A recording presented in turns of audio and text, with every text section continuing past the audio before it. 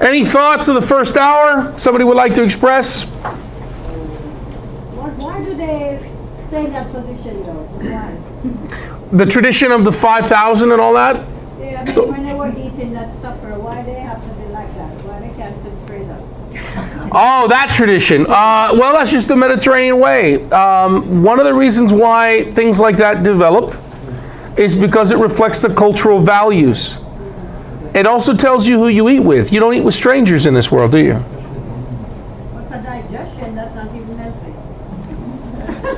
They're not thinking scientific. They're thinking that they are at home with those who are their social equals. But they're walking enough also for that. Yeah, they're walking. They're also, Peasants, and they want to recline because they've been working hard all day. But everybody in the society of every social strata reclines when they eat. Yeah. There's no couch.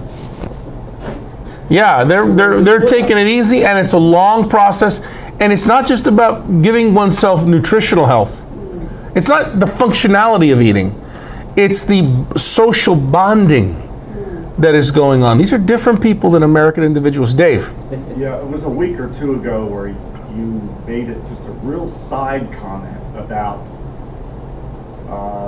and I think it had to do with the Mass, that the priest basically partaking of the bread and wine before all the other people take it. And what would happen at a typical meal or at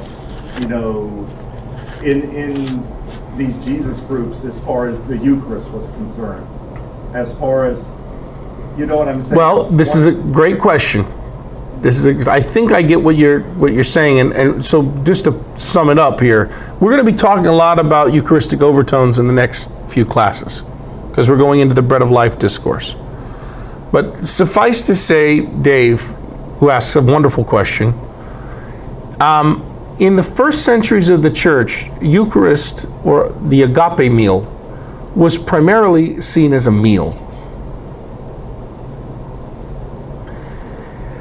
And it was a remembrance of the sacrifice of the Lord, but it was also a meal in anticipation of Him coming. We still remember this when we proclaim the mystery of faith, before we eat.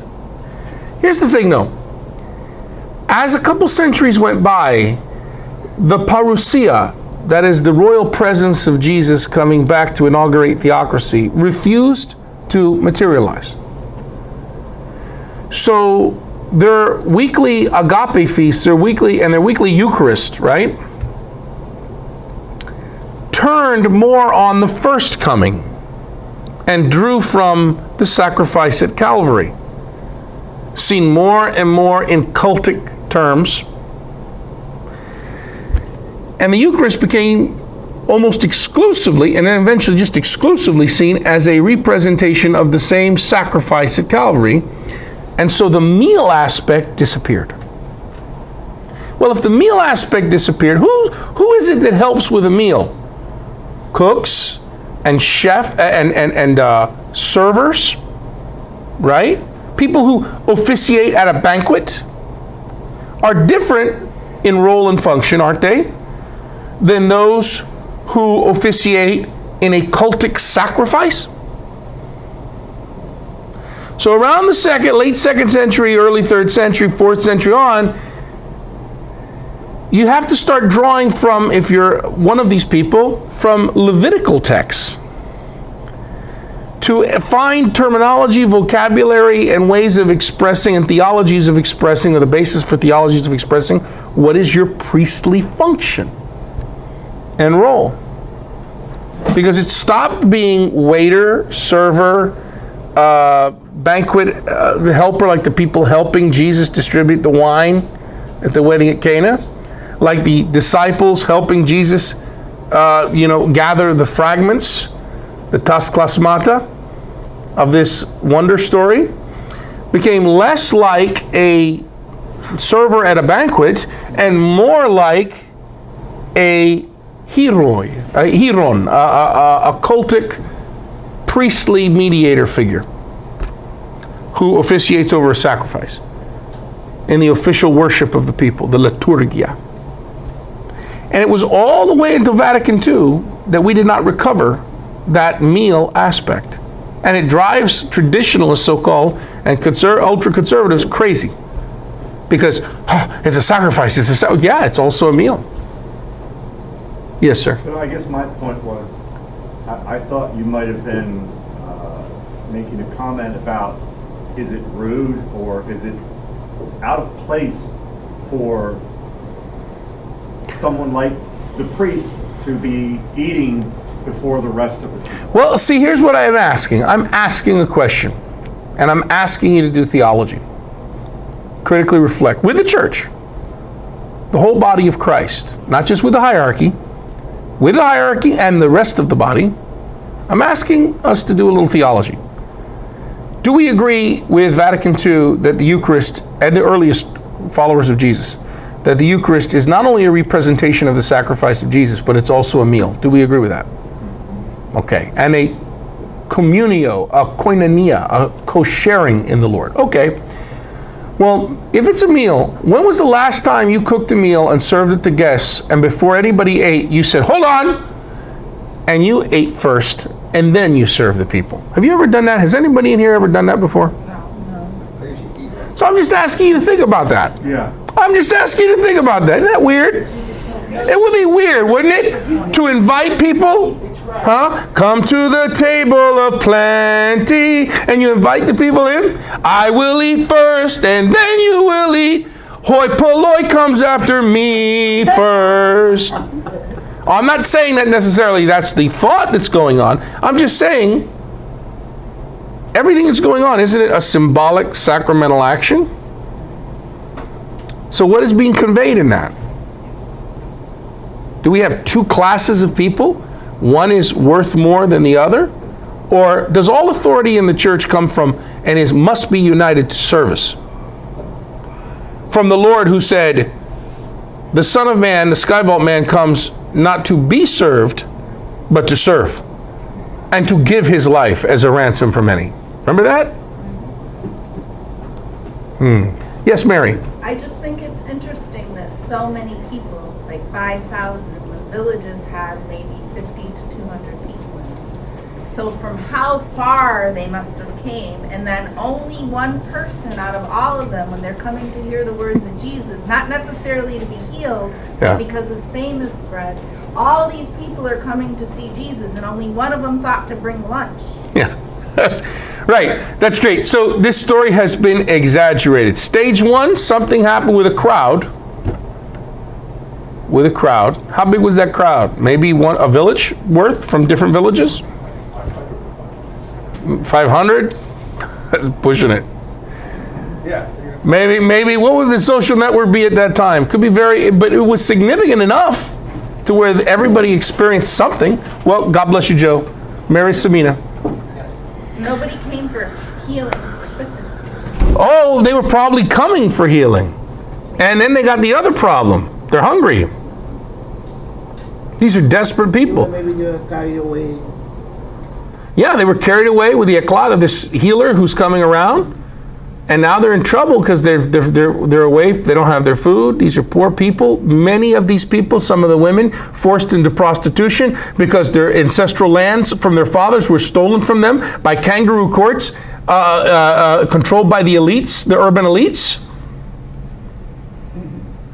And they're about 6 months away from death, and they're prostitutes because of it.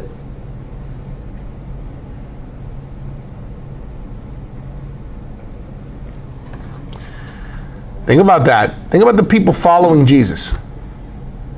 Poorest of the poor, bone-crushing poor. Bone-crushing poor, bro. John 6, verse 11, Jesus then took elaben, the loaves, and when he eucharistēsas, he distributed diedōken them to those who were seated, tois, anakeimenois, stretched out. So also the fish as much as they wanted. The Johannine Jesus takes elaben, the loaves. Sounds like an offertory, doesn't it? Gives expression of eternal indebtedness to God, not just give thanks. Eucharistēsas. That's usually translated as to give thanks, but we already learned earlier in Bible Alive that thank you is a weird thing in the Middle East, right? Yeah. So what it really means is to proclaim eternal indebtedness. I'm in your debt big time, like the Godfather. Eucharistēsas. To profess undying loyalty and indebtedness. Distributes diedōken, them to the people stretched out for a meal. Tois, anakeimenois. What do these verbs bring to mind? The distribution of the loaves recalls the formal setting of a Eucharistic celebration.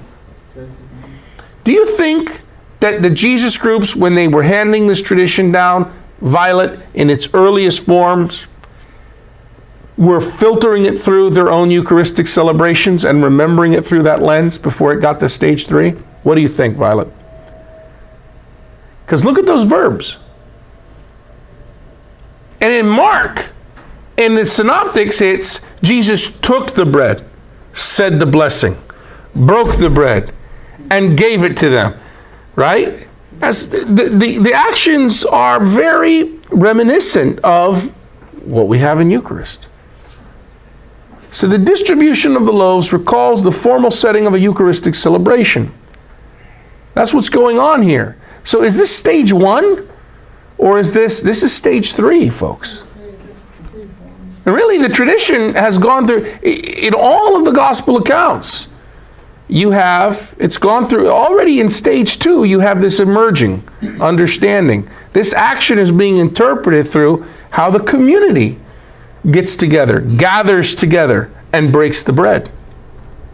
Yeah, but I'm going to say this. If it was just a stage 1, a stage 3 story. Oh, it's not. I'm not saying it's just right, yeah. There had to be some, like, yes, that there was originally a sort of all 4 happened. Right. So multiple attestation. So everybody was talking about it. I think the writers may have turned it. No, they're interpreting it, because we all do that. We all do that, right. But what's being interpreted is what Marco's saying. Yeah. Right. And that's stage 1. The Johannine Jesus also distributes the fish, and all are satisfied. The promise of Psalm chapter 23, verse 1 is fulfilled. The Lord is my shepherd. There is nothing I lack. Hey, thanks for watching. Just continue the playlist for the next part of the study. If you have further questions, this is good. They will get addressed, so keep watching. If you found value, please subscribe, like, and share. As always, questions, comments, and criticisms are most welcome. God bless you.